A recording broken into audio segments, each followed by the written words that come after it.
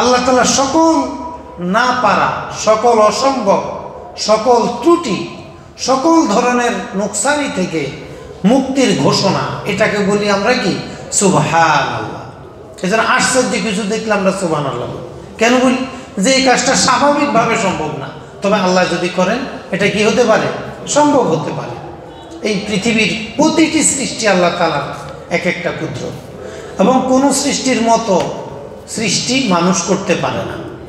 দেখেন বিজ্ঞানীরা অনেক কিছু বানাতে পারে, কিন্তু এক ফোঁটা পানি বানাতে পারে না, একটা ফল বানাতে পারে না, একটা মেশিন তারা আবিষ্কার করতে পারে না যে মেশিন থেকে আপেল বের হবে, যে মেশিন থেকে লেবু বের হবে, যে মেশিন থেকে কমলা বের হবে, মালটা বের হবে।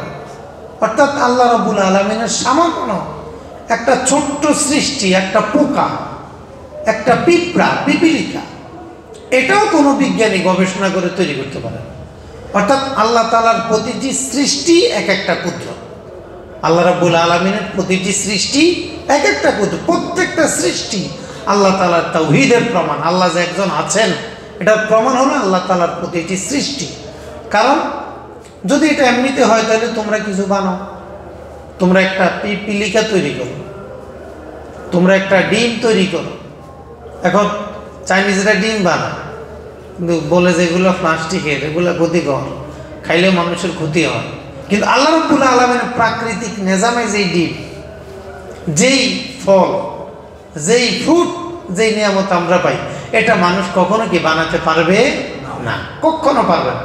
হ্যাঁ, ফল দিয়ে আপনি মেশিনে ঢুকে জুস বানাতে পারবেন, কিন্তু ফল বানাতে পারবেন, আপেল বানাতে পারবেন না, কিছুই বানাতে পারবেন। অতএব আল্লাহ রাব্বুল আলামিনের এক একটা সৃষ্টি এক একটা দলিল, এক একটা সৃষ্টি এক একটি কুদরত।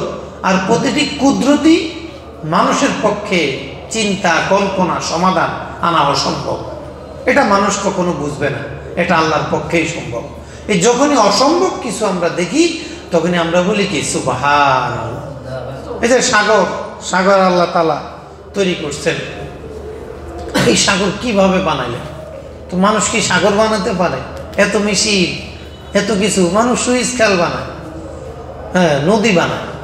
এক সাগর থেকে আরেক সাগরের জন্য যোগাযোগ সহজ করার জন্য, সহজে যেন যেতে পারে, এই জন্য সুইচ খাল বানায়, নদী বানায়। এগুলো তো নির্দিষ্ট একটা আয়তক্ষেত্র, তো বিশাল সাগর। এই জন্য সাগর পাড়ে গেলেই মনের অজান্তে বেরোয় সুবহানাল্লাহ, এ তো বিশাল সাগর।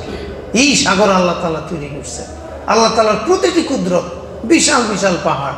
মানুষ তো পাহাড় বানাতে পারবে না।